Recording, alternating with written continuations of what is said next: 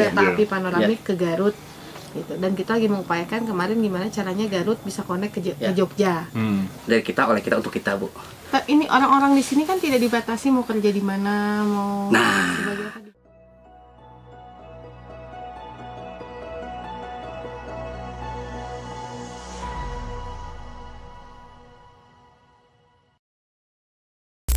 Harapan besar sampai saat ini belum ada pernah solusinya yang terbaik. Kebetulan ini objek pariwisata kan untuk PAD daerah. Sedangkan kalau kita itu bagaikan prajurit disuruh perang untuk harus menang. Tapi senjatanya dikasih, nah mati, Bu. Tapi di sini untuk tidak mati, Bu. Tapi bisa berkembang. Nah itu keajaiban di sini, Bu. Bisa apabila ini objek wisata Sangkuang di istilahnya diadukan lah dengan potensi wisata yang lain, alhamdulillah dapat juara terus, Bu. Kalau Garut pasti minimal 1 atau kedua, nasional pernah ketiga, Bu. Jadi mohon perhatiannya ke depannya. Contoh untuk tong-tong sampah saja sampai saat ini belum tersentuh, Bu. Dari Pemda itu pernah saya minta ke dinas, kata dinas ini bagian di LH, nggak ada karena ada juga untuk di kota. Jadi kami itu harus minta kemana? Makanya kami sendiri yang mengeluarkan untuk peran sini termasuk dari kotak-kotak amal di sini, gitu. Jadi ini kan masjid masih dipakai? Ya, dipakai untuk sholat 5 waktu, untuk kegiatan-kegiatan. Ya, cuma 30 orang masuk, 25 orang lah. Cuma tapi kan di sini kalau kegiatan acara-acara besar kita bisa 1000 orang, 700 orang pada acara-acara tahunan saya. Kami di sini. Makanya kami di situ dari kita, oleh kita, untuk kita, Bu. Ini orang-orang di sini kan tidak dibatasi mau kerja di mana, mau sebagai apa dibatasi. Untuk Kampung Pura sendiri ada pamali dari Kolot, jadi tidak boleh bekerja di luar daerah lama-lama, Bu. Karena jumlahnya kan sedikit. Jadi di sini itu harus bekerja wilayah sini. Jadi mereka kalau ada kegiatan bisa pergi pulang lagi, tidak boleh lama-lama. Karena tadi jumlahnya sedikit juga untuk saling kata orang sudah silih talingakeun, Bu. Jadi tadi untuk saling mengayomi bagaimana keamanan, bagaimana di sini dengan keluarga yang sedikit, jadi harus memperhatikan hal itu seperti itu. Jadi silih asi dan silih asuhnya benar-benar gitu, Bu. Pak Bupati Sukabumi turunan sini, Bu. Sukabumi, iya. Pak Asep. Kemarin 3 minggu belakang ke sini. Ibu dan ayah dikuburkan di sebelah situ, 200 meter dari sini. Sebenarnya kalau lihat Kampung Pulo ini marketnya bukan lokal. Betul. Marketnya internasional. Terus juga bisa kesinambungan sih. Iya. Jadi sehingga kalau mau marketnya ke sana sebenarnya nggak susah untuk memugarnya. Iya. Nah ini, Bu, lagi kebetulan ini saya kebetulan di sini baru 33 tahun nih. 33 tahun di sini. Saya bagaimana perkembangan dari merangkak sampai ke atas sampai sekarang jatuh lagi. Nah, dulu sebelum bom Bali, bom Moreot, turis asing ke sini 1000 orang bisa masuk per bulan. Sekarang itu paling bisa dihitung dengan tangan, paling maksimal 100 lah. Kenapa? Karena itu bom Bali, bom Moreot yang sangat vital, Bu. Terus juga sekarang itu karena akses jalan, nah jadi terus juga kan sekarang lebih enak naik kereta, Bu, dari Bandung langsung Jogja. Kayak dulu mah pakai bis, Bu. Justru mereka bisa menikmati suasana bagaimana masuk ke Garut itu. Mereka naik di halaman, naik rakitan. Dan naik rakitan mereka bisa berdendang nyanyi, Bu. Request lagu-lagu yang burung katua itu, wah bahagia sekali. Nah itu, terus juga disambut dengan masyarakat. Nah, cuma sekarang itu kurang karena tadi ketakutan, masalah keamanan, Bu. Gitu solusinya untuk kita itu merasa nyaman susah ya, Bu. Sebenarnya sih kayaknya udah mulai pulih lagi, udah mulai pulih. Cuman lebih ke arah di sini belum memfasilitasi, gitu. Jadi kita malah udah ada panoramik itu ada sebuah jawaban besar sih kereta api panoramik ke Garut, gitu. Dan kita lagi mengupayakan kemarin gimana caranya Garut bisa connect ke Jogja. Nah, cuman tinggal gini nih, bagaimana memboyong mereka-mereka yang dari airport itu untuk mau singgah ke Garut. Dan saya rasa sebenarnya hal yang kita miliki untuk kita tawarkan ke mereka yang berbeda kan budaya. Dan selain cuaca ya, selain cuaca adalah budaya. Makanya kenapa Bali begitu laku ya, Pak, karena kan dia bisa maintain budaya dia. Gitu. Bahkan kemarin diceritain kadis-kadisnya orang Bali itu pada bisa main musik lah, bisa tetap menjadi dirinya gitu. Nah, Terus kemarin ini juga Bu, mudah-mudahan tahun ini penetapan Kampung Pulau tentang cagar budaya. Jadi kan ini hampir-hampiran hampir-hampiran 2 rumah ini roboh Bu tuh. Itu baru diperbaiki. Terus kan ini mau dikembalikan originalitas seperti ini. Makanya kemarin untuk jadi patokan, makanya penetapan dulu, nanti merujuk ke salah satu rumah. Jadi mau dirubah begini semua. Mau seperti ini semuanya. Cuma kan belum punya dasarnya, makanya tahun ini mudah-mudahan Dinas Pariwisata udah komitmen tahun ini karena seperti itu. PKL yang ini harusnya jangan ada di sini. Apa sektornya agak dilokalisir. Sebenarnya Dinas Pariwisata juga udah bikin Bu di sebelah sana.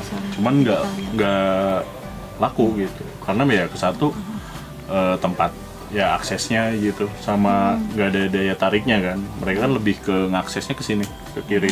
Gini.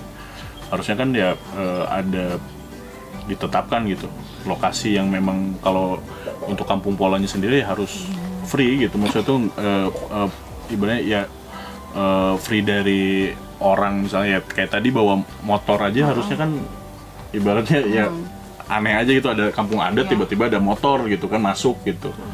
Harusnya memang benar-benar dijaga, dibikin aturan-aturan. Betul itu karena itu poinnya gitu. Kayak orang luar negeri kesini ya mereka pengen lihat bagaimana rule-nya yang sudah terjaga dari dulu gitu kan. Dia kan ngambil nilai itu gitu. Kayak Kampung Bali yang bersih banget kan. Betul. Ada dijaga banget. Gitu. Padahal belum tentu sebenarnya ajarannya yang dulu begitu, cuman dia buat seperti itu, narasinya bagus lah. Nah, itu kan pemahaman bagaimana si spirit itu zaman ke zaman mengikuti gitu. Hanya enak dipandang tapi juga kekayaan. Ya itulah Ibu Pertiwi. Jadi di sini tempat kita menimba, masuk lagi pada ingatan masa lalu kita yang romantis, yang indah, dan menimba itu untuk kita transformasikan hari ini lewat kepemimpinan Teh Putri yang punya aspirasi ke sini, ke satapak-tapak hadiah berarti sudah ada tarikan energi vibrasi. Nah ini saya kira berkahnya. Adapun nanti bagaimana pemolesan ini itu turunan dari persambungan masa kini dan masa lalu kita. Itu tugasnya Ekraf. Itu ada Ekraf, itu ada Majelis Budaya. Majelis Budaya. Ya karena sangat penting bahwa ya Kampung Polo sih bagi Abi pribadi gitu Bu, mengajarkan bagaimana ya sosok ibu tadi kata Ki Mahir, dan sebagai seorang lelaki ketika misalkan sudah mendapatkan bekal, karena kan bekal dasar itu dari ibu gitu kan, dari rumah gitu. Ya tadi sahur Pak Jaki, ayah Sili Asa, Sili Asu, Sili Asi gitu. Itu mengajarkan pondasi sih Bu. Bagaimana si pondasi seseorang itu ya harus, mun di Sunda ada masagi, makanya kan ini bangunannya persegi gitu. Jadi si masagi itu kan cager, bager, bener pinter gitu. Bersinger. Gitu. Ditimba. Ini Ibu Wabub yang ingin disampaikan nih hasil obrolan tadi malam ya dengan Teh Nisa di Atorik. Beliau kan punya makna baru tentang feminitas itu yang kita sering menjadi semacam penyempitan makna. Kasur, sumur, dapur. Nah, kita sumur misalnya. Jadi itu semacam kadang pejoratif itu merendahkan perspektif persepsi terhadap perempuan ya. Awe macenalah di dapur di sumur. Padahal itu ada ekosistemnya. Misalnya gini, sumur itu kan air. Nah, bagaimana air itu sebagai alam itu ya yang menyangga kehidupan kita itu harus ada di sumur, di timba itu dia harus ada suplai airnya. Nah, gitu berarti kan berkaitan dengan pohon, ekosistem. Berkaitan dengan alirannya harus ini. Nah, jadi kita kadang hanya membaca sumurnya. Jadi feminitas itu terkait dengan sumur. Artinya harus terjaga lingkungan alam. Poinnya adalah air. Harus bersih, harus jangan tercemar. Kemudian apalagi kasur ya. Itu menyangkut soal bagaimana feminitas ini harus dijaga karena menyangkut soal reproduksi generasi. Artinya harus sehat. Si rahimnya harus bahagia, perasaannya harus. Nah, karena akan melahirkan generasi yang hebat. Nah, berarti di situ soal pasokan pangan, pasokan yang menjadi kesehatan, ini juga harus terjaga si perasaannya. Nafkah lahir batin. Nah, itu berkaitan dengan dapur. Kasur. Ya, kasur itu reproduksi. Bahwa feminitas itu ibu pertiwi ini akan melahirkan generasi, dan generasi itu harus unggul. Nah, kita ini anak-anak ibu pertiwi Garut, Cimanuk, Girang gitu ya. Kalau dapur itu untuk asupan. Nah, dapur itu pangannya. Betul. Nah, jadi emak, ibu, mama itu kan bendahara umum yang menyediakan perbendaharaan pangan yang halalan thayyiban dalam bahasa ininya, yang baik dan halal yang bersih, suci. Halalan thayyiban. Ya itu dari prosesnya dan dari materinya. Itu ada terekspresikan dulu itu di sini mungkin ada namanya kebun pekarangan.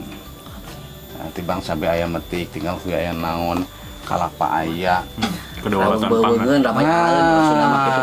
Jadi kasur dapur, kasur, sumur itu inilah kekayaan feminitas, kekayaan indung. Yang sebagai tadi itu sebagai di kita itu sangat dihormati. Anak laki-laki nodora kakak indung, berarti itu meling kundang. Artinya kita sebagai kader-kader ibu pertiwi ini harus mengembalikan kepada kasur, sumur, dapur, perbendaharaan indung. Nah itu ini bagaimana paham dibuatnya. Bagus. Kebetulan Ibu Putih merepresentasikan sosok feminitas secara fisiknya, tapi feminitas itu ada ide jamaliyahnya lah, kecantikan, ada jalaliyah. Ega nih gagah gitu ya. Ya saya pasti lebih gagah dari Ega. Nah, tapi yang gagah ini ketika lepas dari yang jamaliyah itu bisa urakan. Hamas jadi. Nah, Garut gagah rongkal mul karung harus dilandaskan pada kecantikan pangirutan indung ibu pertiwi. Yes, make sense. Make sense. Okay, thank you. Masuk kita.